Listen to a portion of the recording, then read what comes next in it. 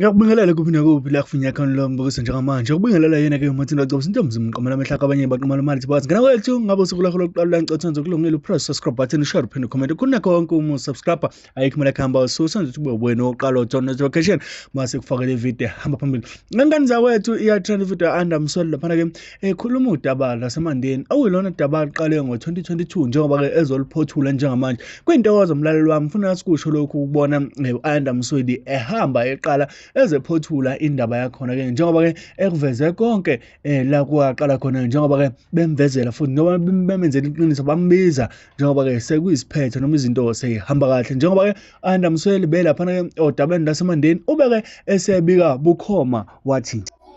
Africa, my continent, Africa, my home, Africa, the land of our ancestors, Africa, the land of my birth.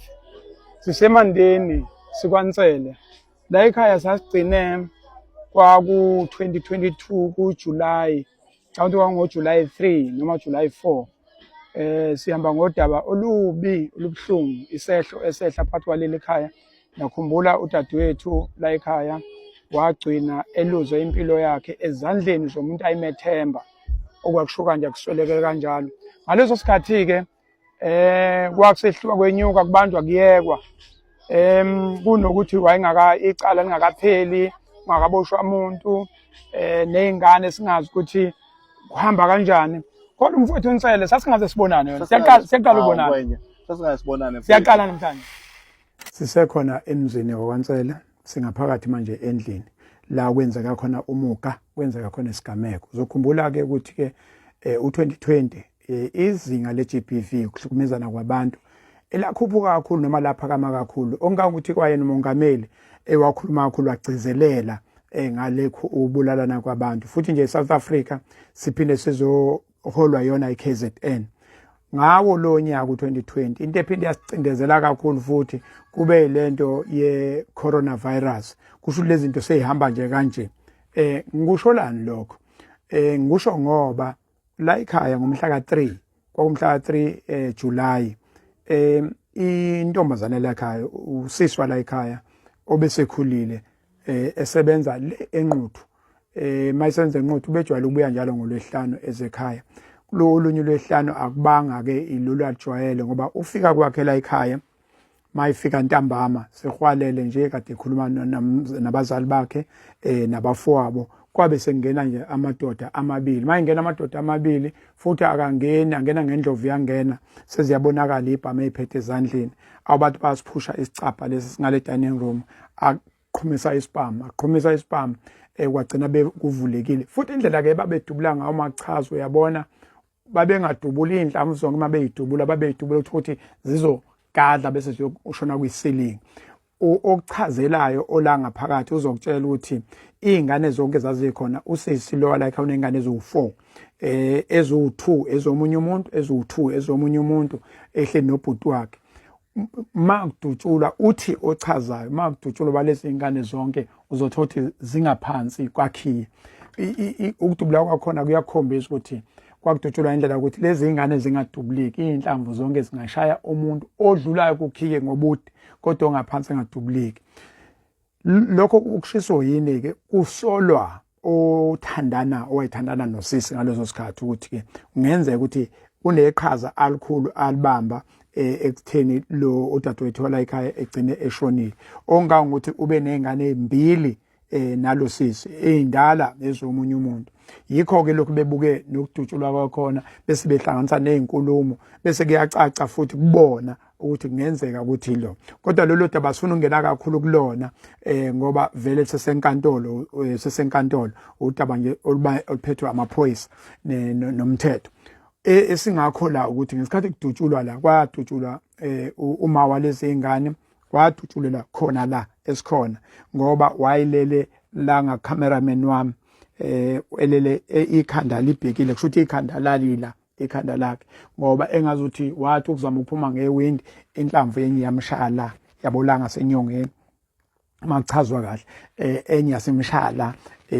ubuchopho bachitheka lapha phansi igazi lagcwele yonke le ndawo ngendlela ayidubuleke kahle ngayo yonke lento njalo iyenzeka izingane ziyabuka umfowabo omncane uyabuka uma wakhe uyabuka akekho umuntu wayengaboni kodwa ke mhlawumbe ke esize ngakho kakhulu yonke lento isenzekile ukuthi nosizo lokuthi belapheke ngokomqondo akaze belithole nezingane akaze zilithole. Khumbule ke izingane zikaLosisi la ekhaya beyifunda ezikoleni lezi ezingcono ngoba lena ngibifunda eNquthu isebhodini ibiseGlencoe kwesinye nje isikole sabelungu la bifunda khona. Kwase kuyaphoqa ukuthi mase kushona umama kufuna ukuthi iphume lapho iyobheka kwezinye izikole lezi zethu. Usizi ke elukuleli ekhaya nanokuthi ke njengoba izimali zingakaphumi ngendlela okuyiyona kunzima kakhulu kuyenyukela bake ngoba uyakhumbula ukuthi phela lesi sigameko sehla ngesikhathi seCovid uzokhumbula abantu bebengamaningi ema-ofisini bekunzima kuyongena ema-ofisini sekuyikhathi manje kuzama ke ukuthi ke bezama ukuthi beyothola ukuthi izimali ziyaphuma ayiphumi zibambeke kuphi kodwa kukho konke lokho futhi ngisho ingaphuma lezo mali angeke bebe namandla okwenza lezi zinto ze counseling esocela kakhulu sizobacelela nje ukuthi ke obonayo ozwayo abalekelele ngosizo qala lokuthi abalungise isimo umqondo sabo ngoba ubhuti wala ekhaya ngempela uyambona noma echaza ukuthi lento iyavuka izingane ziyakuchazela ukuthi kwenzekani kanjani uma wazi washona kanjani wadutshulwa kanjani kwakunjani leli laphansi kwakunjani igazi licele phansi kwakunjani ubuchopho bucele phansi usuyayibona nje le ukuthi isithombe lesi okungelula ukuthi sisuke kubantu bala ekhaya bebonke omunye umfowabo seCape Town naye besikhuluma naye uyamuzwa mayixoxela uhamba bese zehle inyembezi bese uyasizwa isibibithwana bese uyawuzwa umunyu yikho kuleko sicela ukuthi ke asize nathi la ekhaya sizozama ukuthi ke siphakamise lesi sicelo sindawonye siyacela kakhulu konke umuntu obonayo asilekelele nje ngosizo lokwelapha umqondo angehle ngobonda njengesicapcap ngethemba lokuthi nizosilekelela njengoba nijwayele ukusilekelela. Namhlanje 2024 yebo umhla ka6 uApril siyaqala ukubonana la ekhaya umgqibelo mfowethu usithathele emuva usibekele inkantolo cala ingane iphila kanjani sikuphi nje bezosibeka namhlanje ukuthi senzani namhlanje ngoba ngiyezwa kunenjabulo ngaphambi ukuthi ngichaze konke nje ubungwenya eseshilo ngicela ukuqala ufuna bengcina ngakho uqale ngokubonga ngwenya futhi ukungithanda kwakho akekho umuntu omthanda njengami ngathi ngiseyintabeni zaseCape Town ngathi ngwenya nginesehlo sifana nalesi kwathi ungwenya ngizosukuma ngiye ngingekho wesa wazobona isalukwazi sajabula isalukwazi saduduzeleka sibona ungwenya walithatha udaba mfowethu sihlukumezekile singekho right nasemqondweni walithatha udaba walifaka kwimedia izinto eziningi zahlangana mfowethu sathola icounseling amaphoyisa asebenza umsebenzi wawo mfowethu angazi ngivele ngingazi ukuthi ngizothini lolu daba lolukade lwenzeke nini lolu daba lenzeka ngo-2020 kwakuJuly ngame ngathi ngihleli nje ngibuye emsebenzini amsho kwakuLwesihlanu ya kwakuJuly 3 ngathola ikholi ukuthi sengene sekufika abantu ekhaya bafike babulala usisi and wabaleka ngoba wabaleka wangena ekitchen bamlandela wangena edining room badubula isicapha bamthola ekamereni bambulala so kwase kuphoqa ukuthi ngaleso sikhathi kwakunzima kungahambeki emgwaqeni kodwa kwaphoqa ukuthi ngihambe ngiyofuna ama-permit ngaze ngafika ngathi mangifika impela ngathola ukuthi hayi udadewethu uhambile kodwa sakwazi ukuthi sasebenza yonke into yahamba ngendlela kodwa ngangishintsha ukuthi abenze lokhu sizobathola bakwenze ngokumnyama but bazositshena iminti kwenzakala uNkulunkulu emkhulu-ke umenzi samthola wabe setshena ibandla osetshena inkantolo ukuthi cha empeleni umuntu owathi angenze lokhu babuye ngane ngifuna nje lokhu umphakathi ukwazi ukuthi izwe lathi South Africa yonke yazi ukuthi ubaba wengane wahlangana nabazali bami emndenini kwadayiswa udadewethu isizathu indaba zezimali kwavela nje umona umuntu kusho ukuthi wabona ukuthi ama-policies ase-right angibulale lo ukuze ngibe right wakhipha imali 80,000 ngwenya owunikeza inkabi yathola 80,000 labo mzala bami bathola u30,000 ngokuhamba nje bolanda umuntu ukuthi ngoba egcineni bagcine sebeyibona sebephendula i-state witness ukuthi kwenzeka kanje okungiphethe kabuhlungu ukuthi inkabi yagwetshwa ulife in prison and 13 years ulife owemeta u13 years owe firearm illegal firearm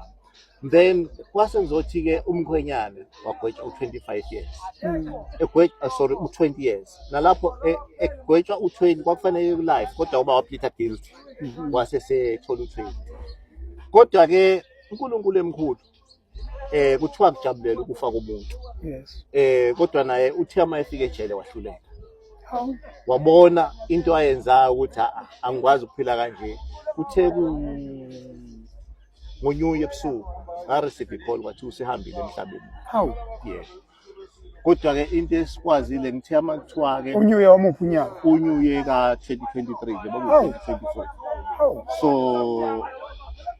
kwabe sekuhlanganwa-ke kuhanjwa kuyongcwatshwa eGoli la umuzi wakhe okhona futhi nonkosikazi wakhe eseGoli wenza ubuntu ukuthi akwazi ukuthi ezimndeni asibize nezingane ukuthi nangu babwethu la esimbeke khona kwangijabulisa lokho and futhi ubuya kwethu eGoli ngendlela abangabantu ngayo basibhukhela nje ihotela safike khona sangena ehotela salala savuka sambona kwathiwa nangu asebeyamfihla so ingane zi-right ngwena ba-right bayafunda abantwana nasengqondweni bayithola i-counselling njengoba ngisho ngibonga wena ngwena bayithola i-counselling bayafunda bayakhula abantwana njengoba sihlangene namhlanje sizokwenza i-unveiling kasisi sizokwenza i-unveiling kasisi yonke into isahamba kahle abangani bami baphelele konke mfethu kuhamba kahle namakholo bekhona ahamba emangcwabeni kwathandazwa kwenziwa yonke into bengingathanda ngwenye ukuthi njengoba wawile endlini kasisi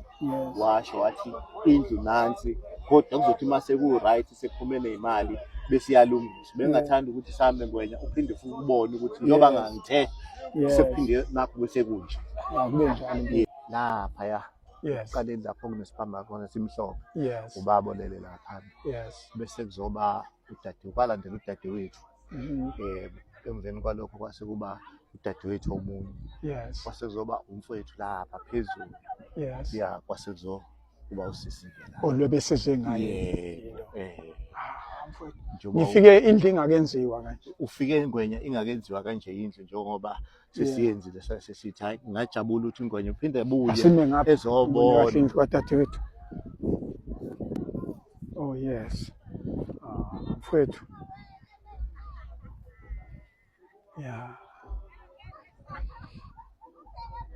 Sibongenze kahle mfowethu kwenza iqiniso kudadewenu ngiyabonga mfowethu kwenza iqiniso mfowethu kuningi abantu mayisedlulile abanye abalenza iqiniso uthola ukuthi imali yakhe umuntu iphumile kodwa ukuthi izinto zakhe ayidonsi umuzi wakhe nanko mfowethu nanko ngwena okay la kunemoto khona ebuku uyalungisa yonke into ngwenya sithena nje asilenze ubusho ukuthi senze iqiniso la khona ethelele bejabule nomfowethu siyabonga kakhulu bonga mina bonga mina Africa my continent isiqubulo sethu sithi sifuna isiphetho ngicabanga ukuthi udaba lokwansele sasiqalile namhlanje sifike esiphethweni ke sizolivala wonke umuntu uzwile nalensizwa lebe singaze sibonane yinamhlanje yazi angithengele nje amateki angibhazela amateki no behind the scene ngithengela amateki kodwa akaze sibonane kodwa ngokuxhumana nje ngomoya kaNkuluNkulu ukuthi ke asifuni isipho asifuni igama lakhe asiyona home affairs thina sifuna ukuthi uma uthi kunomsebenzi ufuna siyowenza sihambe siyowenza futhi nje ubusithumile ngwenya kwethu okwenzela isizwe uNkulunkulu akugcina indodakazi angazi ngiswele umlomo ezenkulungwane ukuthi umuntu ungamasi